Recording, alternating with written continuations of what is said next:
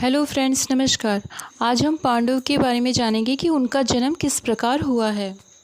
साथ ही फ्रेंड्स हम ये भी जानेंगे कि पांडव का जन्म भविष्य पुराण के अनुसार शिव जी से युद्ध के कारण कलयुग में भी हुआ था। हम सभी जानते हैं कि पांडव 5 भाई थे: युधिष्ठिर, भीम, अर्जुन, नकुल और सहदेव।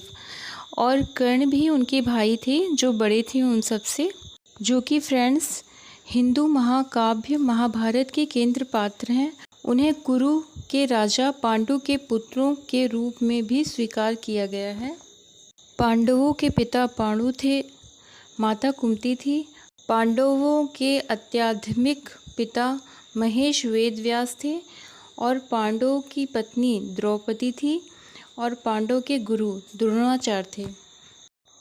आइए फ्रेंड्स, हम अब संक्षेप में जानते हैं कि इनका जन्म किस प्रकार से हुआ था। धृतराष्ट्र जन्म से ही अंधे थे, अतः उनकी जगह पर पांडु को हस्तिनापुर का राजा बनाया गया था। इससे धृतराष्ट्र को सदा अपनी नेत्रहीनता पर क्रोध आता और उन्हें पांडु से द्वेष भावना होने लगती। पांडु ने कुछ ही समय में संपूर्ण भारतवर्ष को जीतकर कुरु राज्य की सीमाओं का यवनों के देश तक विस्तार कर दिया। एक बार राजा पांडु अपनी दोनों पत्नियों कुंती तथा माद्री के साथ आखेट के लिए वन में गए। वहां उन्हें एक मृग का मैथुनरथ जोड़ा दृष्टिगत हुआ। पांडु ने तत्काल ही अपने बाण से उस मृग को घायल कर दिया। मरते हुए मृगरूपधारी किंदम ऋषि ने पांडु को शाप दिया, राजन, तुम्हारे समान क्रूर पुरुष इस संसार में कोई भी नहीं होगा। तूने मुझे मैथुन के समय बाण मारा है, अतः जब कभी भी तू मैथुनरथ होगा तेरी भी मृत्यु हो जाएगी। इस शाप से पांडु अत्यंत दुखी हुए और अपनी रानियों से बोले, हे देवियों, अब मैं अपनी समस्त वासनाओं का त्याग करके इस वन में ही रहूंगा, तुम लोग हस्तिनापुर लौट जाओ। उनके वचनों को सुनकर दोनों रानियों ने दुखी होकर कहा, नाथ, हम आपके बिना एक क्षण भी जीवित नहीं रह सकते, आप हमें भी वन में अपने साथ रखने की कृपा कीजिए। पांडु ने उनके अनुरोध को स्वीकार करके उन्हें वन में अपने साथ रहने की अनुमति दे दी। इसी दौरान राजा पांडु ने अमावस्या के दिन ऋषि मुनियों को ब्रह्मा जी के दर्शनों के लिए जाते हुए देखा। उन्होंने उन ऋषि मुनियों से स्वयं को साथ ले जाने का आग्रह किया। उनके इस आग्रह पर ऋषि मुनियों ने कहा, राजन, कोई भी निसंतान पुरुष ब्रह्मलोक जाने का अधिकारी नहीं हो सकता, अतः हम आपको अपने साथ ले जाने में असमर्थ हैं।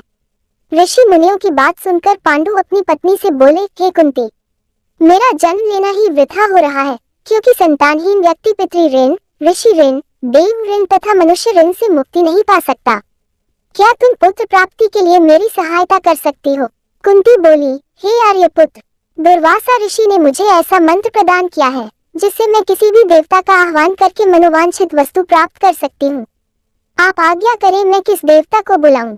इस पर पांडु ने धर्म को आमंत्रित करने का आदेश दिया। धर्म ने कुंती को पुत्र प्रदान किया जिसका नाम युधिष्ठिर रखा गया। पांडु ने कुंती को पुनः 2 बार वायुदेव तथा इंद्रदेव को आमंत्रित करने की आज्ञा दी। वायुदेव से भीम तथा इंद्र से अर्जुन की उत्पत्ति हुई। तत्पश्चात पांडु की आज्ञा से कुंती ने माद्री को उस मंत्र की दीक्षा दी। माद्री ने अश्विनी कुमारों को आमंत्रित किया और नकुल तथा सहदेव का जन्म हुआ। एक दिन पांडु माद्री के साथ वन में सरिता के तट पर भ्रमण कर रहे थे। वातावरण अत्यंत रमणीक था और शीतल मंद सुगंधित वायु चल रही थी। सहसा वायु के झोंके से माद्री का वस्त्र उड़ गया। इससे पांडु का मन चंचल हो उठा। माद्री द्वारा समझाने तथा इनकार करने पर भी वे मैथुन में प्रवृत्त हुए। तभी किंदम ऋषि के शापवश उनकी मृत्यु हो गई। माद्री ने इसके लिए स्वयं को ही दोषी माना और वह भी पांडु के साथ ही सती हो गई, किंतु पुत्रों के पालन पोषण के लिए कुंती हस्तिनापुर लौट आई। वहां रहने वाले ऋषि मुनि पांडवों को राजमहल छोड़कर आ गए। ऋषि मुनि तथा कुंती के कहने पर सभी ने पांडवों को पांडु का पुत्र माना और उनका स्वागत किया। महाभारत में हर व्यक्ति अपने आप में महान था। हर कोई किस न किसी का अवतार था और सभी के पास अद्भुत शक्तियां थीं। कोई उन शक्तियों का इस्तेमाल कर पाया तो कोई नहीं, कोई हार गया तो कोई जीत गया। कहते हैं कि सभी योद्धा एक रात के लिए जीवित हो गए थे और यह भी कहते हैं कि सभी योद्धा कलिकाल में किसी न किसी नाम से फिर से जन्मे थे। आओ जानते हैं उनके अवतारी, जीवित और कलिकाल में पुनर्जन्म की रोचक कहानी।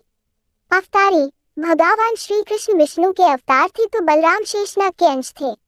8 वसुओं में से एक द्यू नामक वसु ने ही भीष्म के रूप में जन्म लिया था। देवगुरु बृहस्पति ने ही द्रोणाचार्य के रूप में जन्म लिया था। अश्वत्थामा रुद्र के अंशावतार थे। दुर्योधन कलियुग का तथा उसके 100 भाई पुलस्त्य वंश के राक्षस के अंश थे। सूर्यदेव के पुत्र कर्ण, इंद्र के पुत्र अर्जुन, पवन के पुत्र भीम, धर्मराज के पुत्र युधिष्ठिर और 2 अश्विनी कुमारों नासत्य और दस्त के पुत्र नकुल और सहदेव थे। रुद्र के एक गण ने कृपाचार्य के रूप में जन्म लिया। द्वापर युग के अंश से शकुनी, अरिष्टा के पुत्र हंस नामक गंधर्व ने धृतराष्ट्र तथा पांडु के रूप में जन्म लिया। सूर्य के अंश धर्म ही विदुर के नाम से प्रसिद्ध हुए। कुंती और माद्री के रूप में सिद्धि और धृतिका का जन्म हुआ था। मति का जन्म राजा सुबल की पुत्री गांधारी के रूप में हुआ था। राजा भीष्म की पुत्री रुक्मणी के रूप में लक्ष्मी जी व द्रौपदी के रूप में इंद्राणी उत्पन्न हुई थी। अभिमन्यु चंद्रमा के पुत्र वर्चा का अंश था। मरुदगण के अंश से सात्यकी, द्रुपद, कृतवर्मा व विराट का जन्म हुआ था। अग्नि के अंश से धृष्टद्युम्न व राक्षस के अंश से शिखंडी का जन्म हुआ था। विश्वदेवगण द्रौपदी के 5 पुत्र प्रतिविंध्य, सुतसोम, श्रुतकीर्ति, शतानीक और श्रुतसेव के रूप में पैदा हुए थे। दानवराज विप्रचित्ति, जरासंध व हिरण्यकशिपु शिशुपाल का अंश था। कालनेमी दैत्य ने ही कंस का रूप धारण किया था।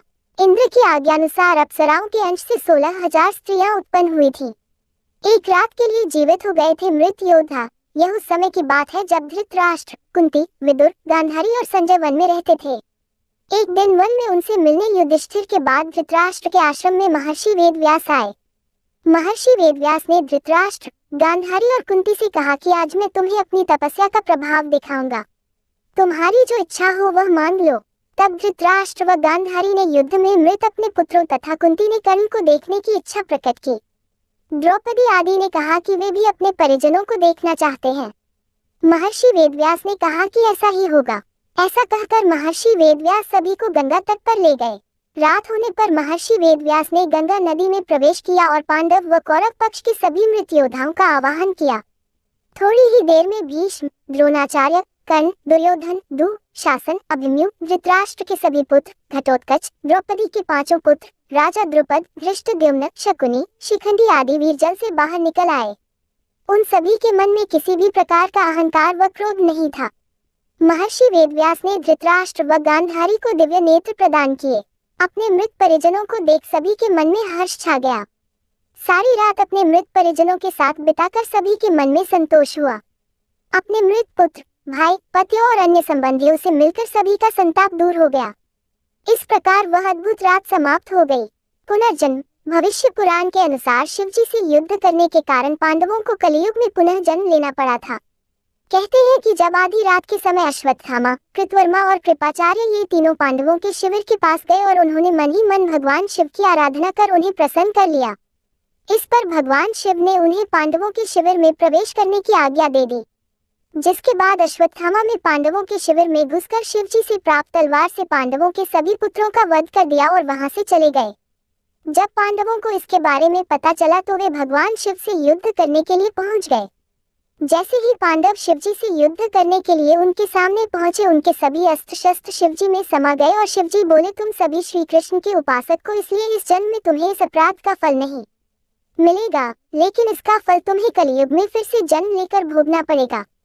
भगवान शिव की यह बात सुनकर सभी पांडव दुखी हो गए और इसके विषय में बात करने के लिए श्री कृष्ण के पास पहुंच गए। तब श्री कृष्ण ने उन्हें बताया कि कौन सा पांडव कलियुग में कहाँ और किसके घर जन्म लेगा। कलियुग में किसका जन्म कहाँ हुआ, जानिए। 1. युधिष्ठिर जन्म वत्सराज नाम के राजा के पुत्र के रूप में हुआ। उनका नाम मलखान था। 2. भीम का जन्म वीरन नाम से हुआ जो वनरस नाम के राज्य के राजा बने। 3. अर्जुन का जन्म परिलोक नाम के राजा के यहाँ हुआ। उनका नाम ब्रह्मानंद था। 4. नकुल का जन्म कान्यकुब्ज के राजा रत्नभानु के यहाँ हुआ।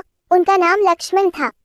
5. सहदेव ने भीमसेन नामक राजा के घर में देवी सिंह के नाम से जन्म लिया। 6. दानवीर कर्ण ने तारक नाम के राजा के रूप में जन्म लिया। 7. कहते हैं कि धृतराष्ट्र का जन्म अजमेर में पृथ्वीराज के रूप में हुआ और द्रौपदी ने उनकी पुत्री के रूप में जन्म लिया था, जिसका नाम वेला था।